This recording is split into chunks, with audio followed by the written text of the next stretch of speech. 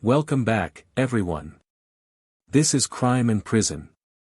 In today's video, we're diving into the haunting and tragic story of Aileen Wuornos, a woman whose life and crimes shocked the world. Known as one of the most infamous female serial killers in U.S. history, Aileen's story is one of survival, pain, and ultimately, destruction. From her troubled childhood to the violent crimes that led to her capture, we'll explore the events that made her notorious and the dark path that brought her to death row. Join us as we unravel the truth behind Aileen Wuornos, her motives, her struggles, and the legacy she left behind. Stay tuned. Aileen Carol Wuornos, born Aileen Carol Pittman on February 29, 1956, was an American serial killer. Between 1989 and 1990, while working as a street prostitute along Florida highways, she shot and killed 7 male clients, robbing them afterward. Wuornos claimed that each of the men had either raped or attempted to rape her, asserting that the killings were acts of self-defense. She was convicted and sentenced to death for 6 of the murders. After spending over a decade on death row, she was executed by lethal injection on October 9, 2002. Aileen Wuornos, originally named Aileen Carol Pittman, was born on February 29, 1956, in Rochester, Michigan. Her parents, Diane Wuornos and Leo Pittman, married young. Diane was just 14 years old, while Leo was 18, when they got married on June 3, 1954. A year later, on March 14, 1955, they had their first child, Aileen's older brother, Keith. Their marriage quickly faced challenges and deteriorated, as Leo Pittman had a history of violent and criminal behavior. He was later diagnosed with schizophrenia and had a pattern of run-ins with the law, including being convicted of sex offenses involving minors. These issues contributed to the breakdown of the marriage. Diane filed for divorce less than 2 years later, just 2 months before Aileen's birth. Aileen Wuornos's parents, Diane Wuornos and Leo Pittman, divorced due to the troubled and unstable nature of their relationship and likely due to the instability and potential danger posed by Leo's behavior. Aileen was born when Diane was only 16 years old. Aileen never met her father, as he was absent from her life from the beginning. After the divorce, Leo Pittman remained absent from Aileen's life. After the divorce, Aileen Wuornos's mother, Diane Wuornos, struggled to raise Aileen and her older brother, Keith, on her own. Finding it difficult to cope as a single parent, Diane abandoned the children in 1960, when Aileen was just about 4 years old. She left them in the care of their maternal grandparents, Lori and Britta Wuornos, who subsequently adopted Aileen and Keith legally on March 18, 1960. She lived with her brother, grandparents, and 2 older adoptive siblings, who were actually her biological aunt and uncle. From that point on, Diane had no significant role in Aileen's upbringing, leaving her children to be raised by grandparents who were described as strict and sometimes abusive. This abandonment and instability were early markers of the challenging and turbulent life Aileen would later face. Diane's whereabouts and actions after leaving her children are unclear, but it's believed that she remarried and lived in Michigan. Aileen later stated that she tried to reconnect with her mother in her teens, but Diane was largely absent and showed little interest in maintaining a relationship with her children. In her later years, Diane was said to have lived a relatively quiet life. She died in 1976 from cancer. At the time of her death, Aileen was already an adult, and their relationship had been distant and strained for many years. After the divorce, Aileen Wuornos's father. He had a history of criminal behavior, including a conviction for offenses involving minors. Following the divorce, he continued to have run-ins with the law and spent time in prison. In 1967, Leo Pittman was sentenced to life imprisonment for kidnapping and raping a 7-year-old girl. Pittman was also diagnosed with schizophrenia. Leo Pittman eventually lost his life by suicide on January 30, 1969 while incarcerated, having had no further involvement with Aileen or her family.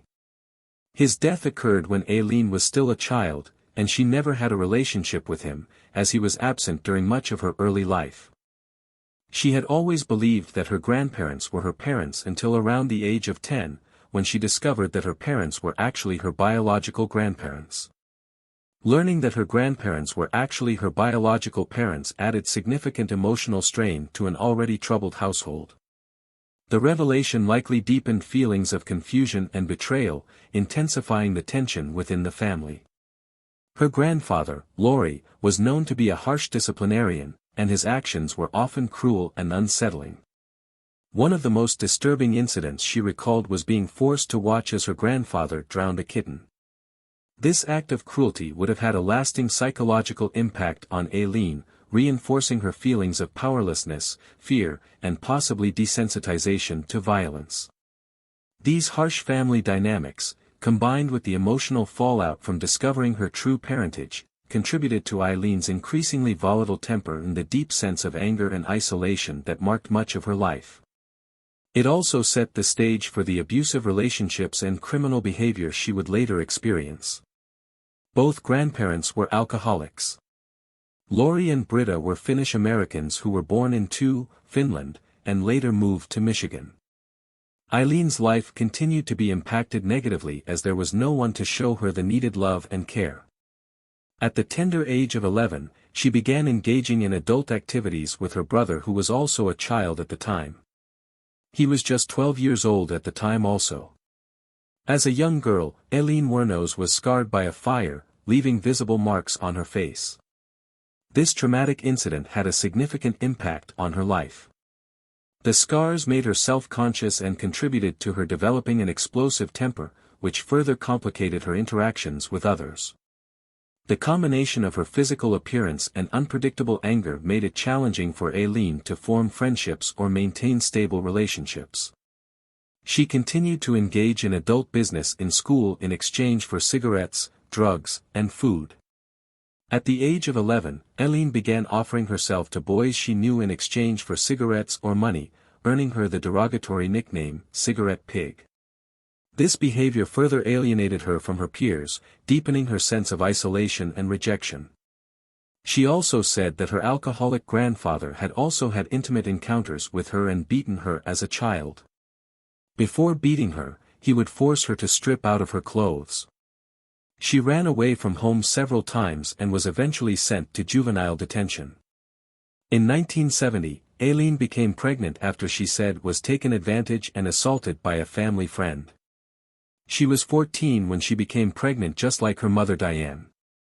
Her grandfather, Laurie, sent her to a Detroit home for unwed mothers.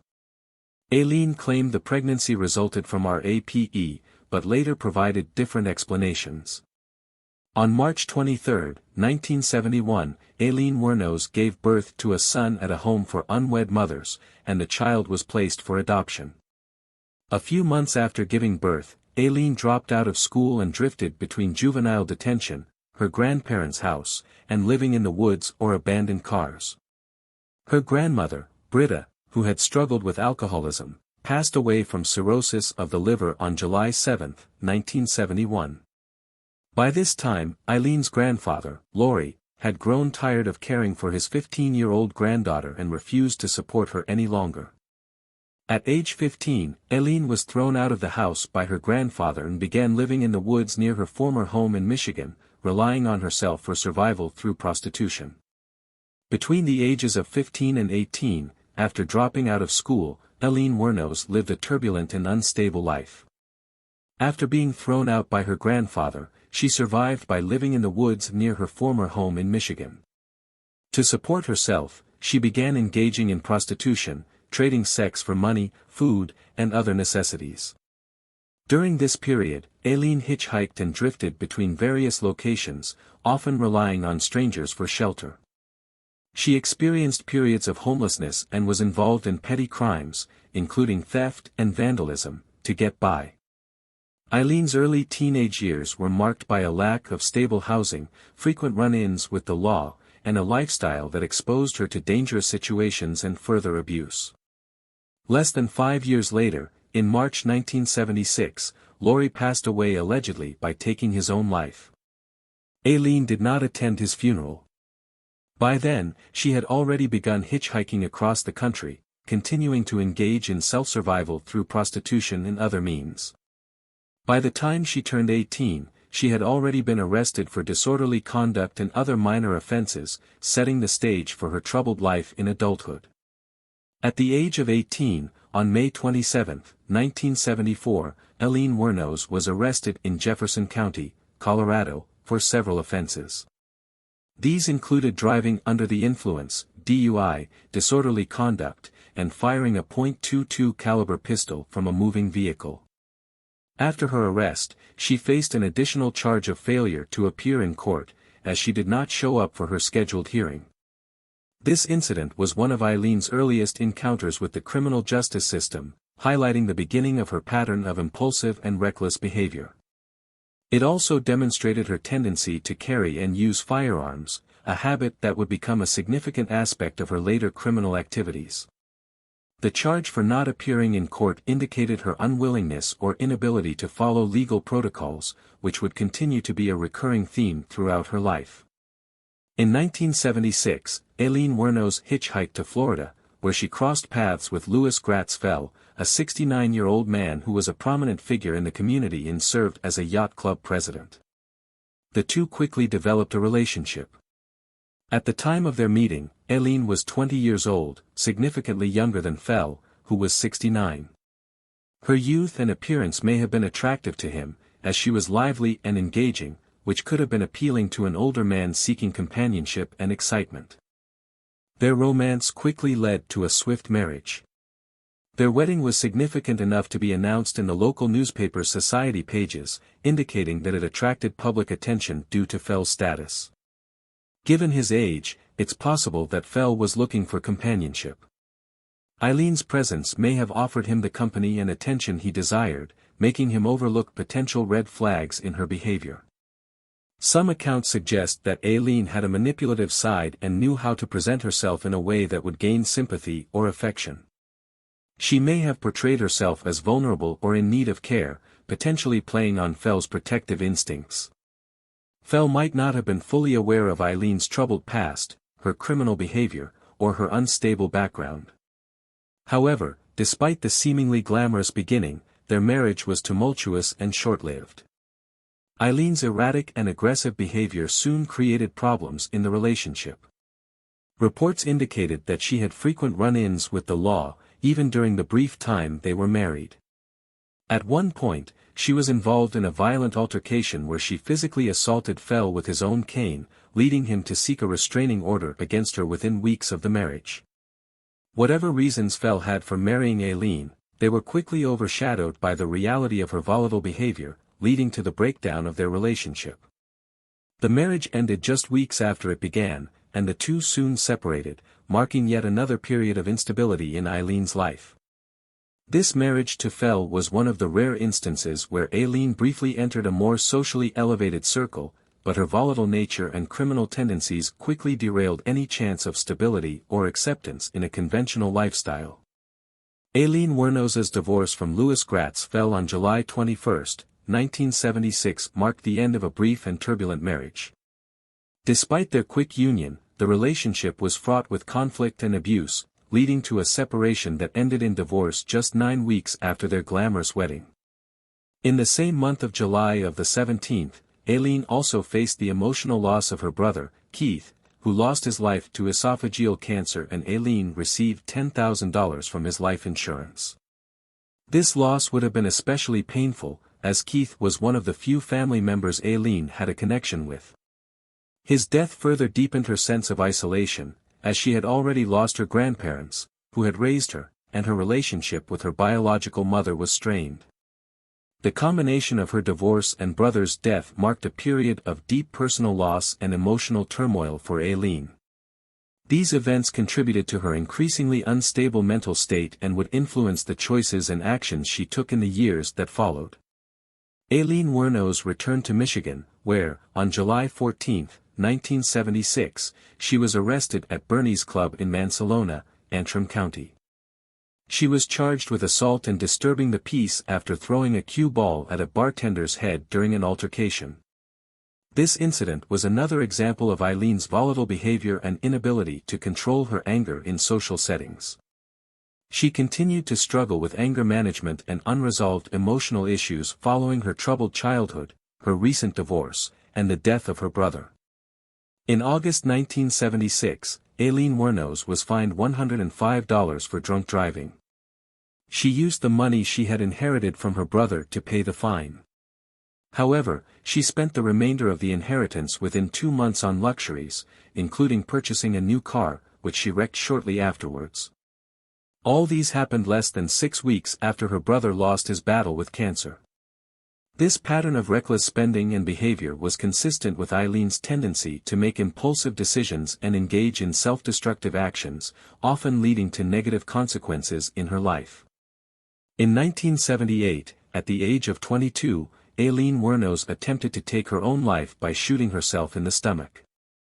Between the ages of 14 and 22, even before her grandfather sent her out of his house, she made 6 attempts at her life, reflecting the deep emotional pain and instability she experienced during her formative years. During the mid-1970s, Aileen Wuornos faced several arrests for assault, disturbing the peace, and disorderly conduct. On May 20, 1981, Wuornos was arrested in Edgewater, Florida, after a drunken attempt at robbing a convenience store while wearing a bikini, stealing $35 and 2 packs of cigarettes. She was sentenced to prison on May 4, 1982, and was released on June 30, 1983. Aileen's criminal record also included offenses such as forged checks, resisting arrest, theft, and drunk driving. She frequently committed crimes under fake names, making it harder for authorities to track her criminal activities.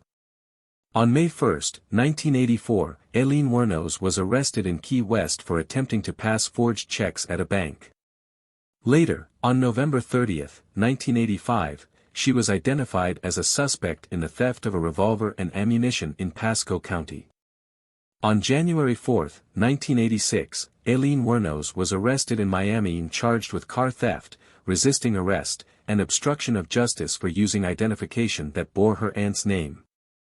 During the arrest, Miami police officers discovered a .38 caliber revolver and a box of ammunition inside the stolen vehicle. Later that year, on June 2, 1986, Wuornos was detained by Volusia County deputy sheriffs for questioning after a male companion reported that she had pulled a gun on him in his car, demanding $200. When she was searched, officers found her carrying spare ammunition, and a .22 pistol was located under the passenger seat where she had been sitting.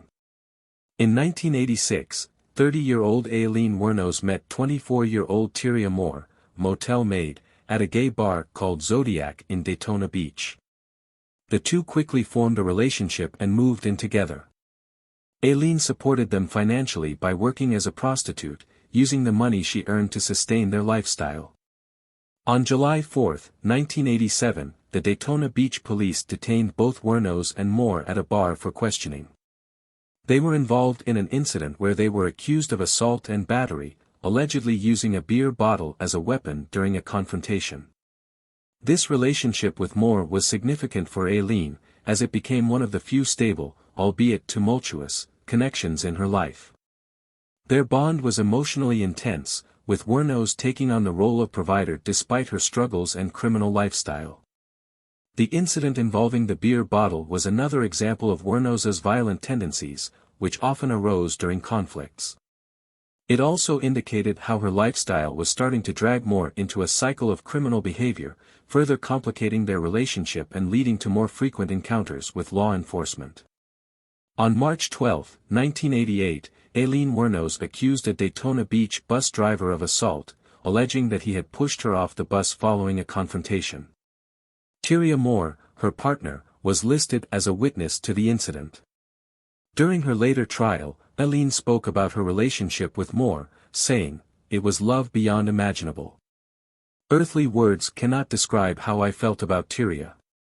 This statement highlighted the deep emotional bond she felt towards Moore, which remained one of the few significant attachments in her troubled life. Despite the chaotic and often dangerous nature of her existence, Aileen viewed her relationship with Moore as a source of profound and unconditional love. She was possessive, and often disliked it when Moore went to work or socialized with others. The couple frequently relocated, moving between motels, apartments, and mobile home communities in Daytona and other parts of Florida.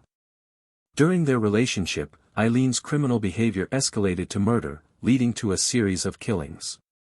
From late 1989 into the fall of 1990, Aileen fatally shot 7 middle-aged and older men near highways in North and Central Florida. She took their lives within 12 months. All of them were motorists between the ages of 40 and 65. Her first victim was Richard Charles Mallory, a 51-year-old electronics and repair shop owner in Clearwater, who was known to frequently hire workers. He was last seen on November 30, 1989. According to Moore's testimony after Aileen was arrested, the next day after the fatal incident, Aileen told Moore she had taken the life of a man. However, upon interrogation, Aileen claimed that Mallory had beaten, violated, and did terrible things to her after he drove her to an abandoned area for her services. She confirmed she took his life in self-defense. It was also confirmed later that Mallory had previously been convicted of attempted rape in Maryland. 2 days after Mallory was unalived, a Volusia County deputy sheriff found his abandoned vehicle. On December 13, his body was found several miles away at an illegal dumping site in a wooded area with several shots on his body. 2 bullets to his left lung were found to have been the cause of demise. Aileen Wuornos' second known victim was David Andrew Spears, a 47-year-old construction worker from Winter Garden, Florida. He was reported missing on May 19, 1990. A few weeks later, on June 1, 1990, Spears' naked body was discovered alongside US 19 in Citrus County. An investigation revealed that he had been shot 6 times with a .22 caliber pistol. The nature of the crime, multiple gunshot wounds and the victim's lack of clothing, suggested a violent and deliberate attack.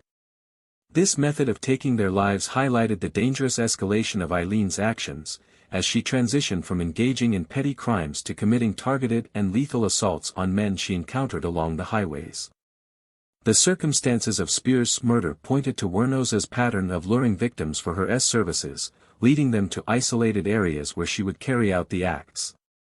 Aileen Wuornos' third victim was Charles Edmund Carskaddon, a 40-year-old part-time rodeo worker, who was killed on May 31, 1990. His body was discovered on June 6, 1990, in Pasco County, Florida. Carskaddon had been shot 9 times with a .22 caliber weapon, and his body was found wrapped in an electric blanket, already in an advanced state of decomposition. Witnesses reported seeing Aileen driving Carskaddon's car, and evidence later surfaced that she had pawned a gun that was identified as belonging to him. This action was part of her pattern of targeting men she encountered during her work along Florida's highways, taking their possessions after the fatal incidences. Aileen Wuornos' fourth victim was Peter Abraham Seams, a 65-year-old retired merchant seaman. In June 1990, Seams departed from Jupiter, Florida, intending to travel to Arkansas. However, on July 4, 1990, his car was discovered abandoned in Orange Springs, Florida. Both Tyria Moore and Aileen were seen leaving the car behind, and investigators later found Aileen's handprint on the interior door handle. Despite extensive searches, Seams's body was never recovered, making it the only case where Aileen's victim was never physically found. The next victim of Aileen Wuornos was Troy Eugene Burress, a 50-year-old sausage salesman from Ocala, Florida. He was reported missing on July 31, 1990, and his body was discovered on August 4, 1990, in a wooded area along State Road 19 in Marion County, Florida. Burress had been shot twice, marking another violent and deliberate killing in Aileen's spree. Charles Richard "Dick" Humphreys, a 56-year-old retired United States Air Force major, former state child abuse investigator, and former chief of police, was murdered on September 11, 1990. His body was discovered the following day, September 12, 1990, in Marion County, Florida. Humphreys was found fully clothed, having been shot 7 times in the head and torso. His car was later recovered in Sewanee County. This marked another brutal and targeted killing in Aileen's violent spree. If you're finding this story as intense and gripping as I am, make sure to hit that subscribe button now. You won't want to miss out on more shocking true crime cases and untold stories we've got lined up. Just tap that bell so you're always in the loop for the latest videos. Trust me, you won't regret it. Aileen Wuornos' last victim before her capture was Walter Gino Antonio, a 61-year-old trucker, security guard, and reserve police officer. On November 19, 1990, Antonio's nearly naked body was discovered near a remote logging road in Dixie County, Florida. He had been shot 4 times. 5 days later, on November 24, 1990, his car was found abandoned in Brevard County. Antonio's murder marked the final killing in Aileen's spree before her eventual capture.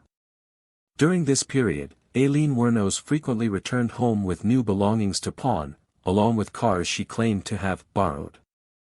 She often used different aliases when pawning items that belonged to her victims, which complicated efforts to track her.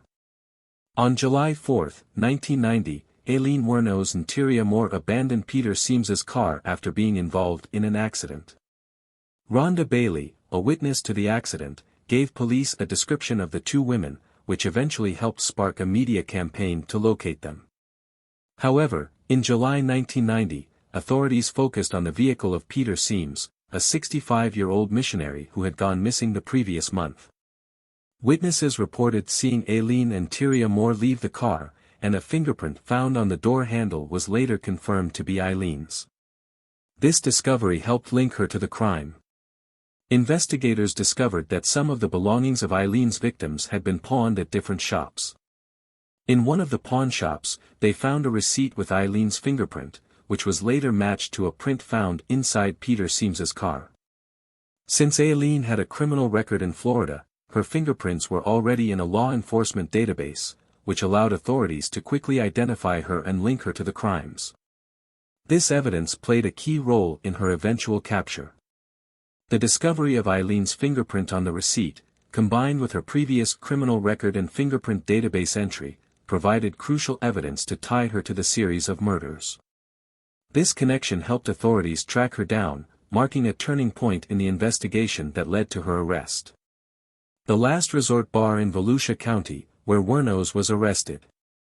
As the police investigation closed in, Moore ultimately cooperated with authorities, turning against her and assisting with the investigation. This betrayal played a crucial role in Aileen's eventual capture, marking the end of their intense and unstable partnership of almost 5 years. On January 9, 1991, Aileen Wuornos was arrested at the Last Resort Biker Bar in Volusia County, Florida, under the guise of an outstanding warrant in the name of Lori Grody. The following day, police located Tyria Moore in Pittston, Pennsylvania. Moore agreed to help the authorities by eliciting a confession from Aileen in exchange for immunity from prosecution. She returned to Florida with the police, where she was placed in a motel. Under the police's direction, Moore made several phone calls to Aileen, pleading for help in clearing her name. After 3 days of these conversations, Aileen confessed to the murders on January 16, 1991, claiming that the men had attempted to rape her, and she had killed them in self-defense. In November 1991, Aileen was legally adopted by Arlene Prohl, a 44-year-old woman who had no prior connection to Aileen but was moved by her photo in the newspaper. Aileen's arrest came after a strategic operation involving her partner, Tyria Moore, who cooperated with authorities to extract a confession in exchange for immunity. Moore's phone calls helped lead to Aileen's admission of guilt. Aileen's confession, where she claimed self-defense, became a central part of her defense in the trial. The adoption by Arlene Prohl was a notable development in Aileen's later life, as it involved a woman who had no previous relationship with Aileen but felt compelled to act after seeing her story in the media. On January 14, 1992, Aileen Wuornos began her trial for the murder of Richard Charles Mallory. Normally, prior criminal convictions are not allowed as evidence in criminal trials. However, under Florida's Williams rule, the prosecution was permitted to present evidence of Aileen's previous crimes to demonstrate a pattern of illegal behavior. On January 27, 1992, Aileen was convicted of Mallory's murder, largely due to the testimony of her former partner, Tyria Moore. During the sentencing phase, the defense presented psychiatric evaluations that diagnosed Aileen with borderline personality disorder, BPD, and antisocial personality disorder, ASPD, arguing that her mental instability contributed to her actions. Despite these defenses, 4 days later, Aileen was sentenced to death. The Williams rule allowed the prosecution to introduce evidence of Aileen's other crimes to show a consistent pattern, which strengthened their case. Moore's testimony was crucial in establishing her involvement. Although the defense attempted to argue that Aileen's mental health issues played a significant role in her actions, the jury and judge ultimately found her guilty and sentenced her to death. The psychiatric diagnoses were likely part of an attempt to mitigate the sentence, but they did not sway the outcome of the trial. During the trial, Wuornos' defense attempted to introduce evidence showing that Richard Mallory had been previously convicted for attempted rape in Maryland and had served time in a maximum security facility for sexual offenders. Records from the correctional institution revealed that Mallory had been committed from 1958 to 1962 for treatment following an assault with intent to rape charge. The records also noted that Mallory had undergone 8 years of treatment and exhibited sociopathic tendencies. Despite this, the judge refused to allow the records as evidence and denied Wuornos' request for a retrial. On March 31, 1992, Aileen pleaded no contest to the murders of Charles Richard Humphreys, Troy Eugene Burress, and David Andrew Spears, stating that she wanted to get right with God. In her court statement, she admitted, "I wanted to confess to you that Richard Mallory did violently assaulted me as I've told you, but these others did not. They only began to start to." Aileen told several inconsistent stories about all the charges brought against her. She claimed initially that all 7 men had either raped or attempted to rape her while she was working as a prostitute, but later recanted the claim of self-defense, citing robbery and a desire to leave no witnesses as the reason for murder. On May 15, 1992, she was sentenced to 3 more death penalties. In June 1992, Aileen pleaded guilty to the accusations of Charles Edmund Carskadden and received a 5th sentence.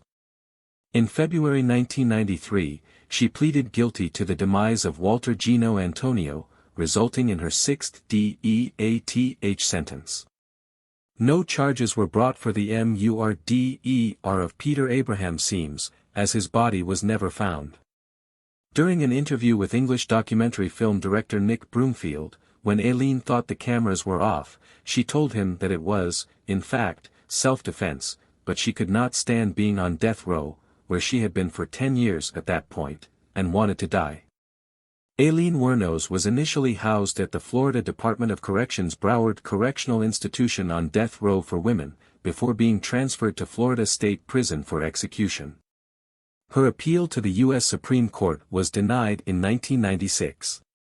In 2001, Wuornos filed a petition with the Florida Supreme Court, expressing her desire to dismiss her legal counsel and end all pending appeals. In the petition, she wrote, "I killed those men, robbed them as cold as ice. And I'd do it again, too. There's no chance in keeping me alive or anything, because I'd kill again. I have hate crawling through my system. I am so sick of hearing this 'she's crazy' stuff. I've been evaluated so many times. I'm competent, sane, and I'm trying to tell the truth. I'm one who seriously hates human life and would kill again." While her lawyers argued that she was not mentally competent to make this decision, Wuornos insisted that she understood her actions, and a court-appointed panel of psychiatrists agreed with her claim of competency. In 2002, Aileen Wuornos began accusing prison staff of tampering with her food, claiming that it was contaminated with dirt, saliva, and urine. She alleged that she had overheard prison personnel discussing ways to push her into committing suicide before her execution and also claimed they expressed a desire to sexually assault her. Additionally, Aileen complained about harsh treatment, such as strip searches, tight handcuffing, frequent window checks, low water pressure, mildew on her mattress, and verbal abuse. She even threatened to refuse showers and meals when certain officers were on duty. In response to these conditions, she stated that while her stomach was growling from hunger, she had been forced to wash in her cell sink. Aileen's attorney explained that she simply wanted to be treated humanely and with dignity until her execution, and emphasized that she genuinely believed the accusations she made about her mistreatment. In the weeks leading up to her execution, Aileen Wuornos gave several interviews to documentary filmmaker Nick Broomfield, during which she spoke about her belief that she would soon be taken away to meet God and Jesus and the angels and enter whatever is beyond the beyond. In her last interview, she once again claimed that her mind had been tortured at the Broward Correctional Institution, BCI, and that she had been subjected to sonic pressure that crushed her head. Wuornos also said that her complaints about food poisoning and other forms of mistreatment had only escalated, allegedly to make her appear insane or push her to the point of insanity. She became confrontational during the interview, blaming society, law enforcement, and the justice system for her fate. "A raped woman got executed, and was used for books and movies and shit," she declared. In her final words on camera, she angrily stated, "Thanks a lot, society, for railroading my ass." On October 9, 2002, Aileen Wuornos was executed by lethal injection. She declined a last meal, which could have been any meal under $20, choosing only a cup of coffee instead. Her final words were, "Yes, I would just like to say I'm sailing with the Rock, and I'll be back, like Independence Day, with Jesus. June 6, like the movie. Big mothership and all, I'll be back, I'll be back." She passed away at 9:47 a.m. Eastern Daylight Time, becoming the second woman in Florida and the 10th woman in the United States to be executed since the 1976 Supreme Court decision that reinstated capital punishment. After her execution, Wuornos' body was cremated, and her ashes were scattered beneath a tree in Michigan by her childhood friend, Dawn Botkins. At Wuornos' request, Natalie Merchant's song, "Carnival," was played at her funeral. Wuornos had spent many hours listening to Merchant's album Tigalili while on death row. When Merchant learned of this, she gave permission for the song to be used in the documentary Aileen, Life and Death of a Serial Killer, 2003, stating that if her music provided Wuornos any solace, she was grateful. Director Nick Broomfield, reflecting on Wuornos' psyche, speculated that her anger stemmed from years of suffering, particularly from her experiences as a prostitute and the violent encounters she had while working on the roads. He believed that her psychotic tendencies made her incapable of distinguishing between minor conflicts and life-threatening situations, leading to extreme violence. Despite this, Broomfield noted that Wuornos also displayed moments of remarkable humanity. Experts have linked Wuornos' crimes to her psychopathic personality and the severe trauma she endured throughout her life. Using the psychopathy checklist, Wuornos scored 32 out of 40, indicating a high level of psychopathy. She also met the criteria for borderline personality disorder, BPD, and antisocial personality disorder, ASPD. Her tragic upbringing, marked by sexual abuse, abandonment, and a lack of maternal bonding, had a profound impact on her psychological state. Wuornos' behavioral issues, including a volatile temper and difficulty forming relationships, were seen as part of the long-term effects of her traumatic childhood. This early trauma likely contributed to her struggles with emotional regulation and the development of her personality disorders. FBI profiler Robert Ressler briefly mentioned Wuornos in his 1992 autobiography, noting her as an exception among female serial killers, who typically kill in sprees rather than in a sequential manner. Ressler, who is credited with coining the term serial killer, distinguished Wuornos from other women who kill for reasons like postpartum psychosis or financial gain, explaining that she was a rare case of a woman who killed for personal gratification. And that's the chilling tale of Aileen Wuornos, a woman who became both a victim and a villain in her own story. Her life serves as a tragic reminder of how early trauma and pain can shape a person's future in devastating ways. But what do you think? Was Aileen a victim of circumstance, or was she simply a cold-blooded killer? Let us know your thoughts in the comments below. If you were captivated by Aileen's story and want more gripping true crime tales, don't forget to hit that like button, share this video with your friends, and subscribe to our channel. Trust me, you won't want to miss the chilling stories we have coming your way. Click the bell icon to stay notified, because the darkest stories are just getting started. Finally, brethren, whatsoever things are true, whatsoever things are honest, whatsoever things are just, whatsoever things are pure, whatsoever things are lovely, whatsoever things are of good report, if there be any virtue, and if there be any praise, think on these things. Thanks for watching.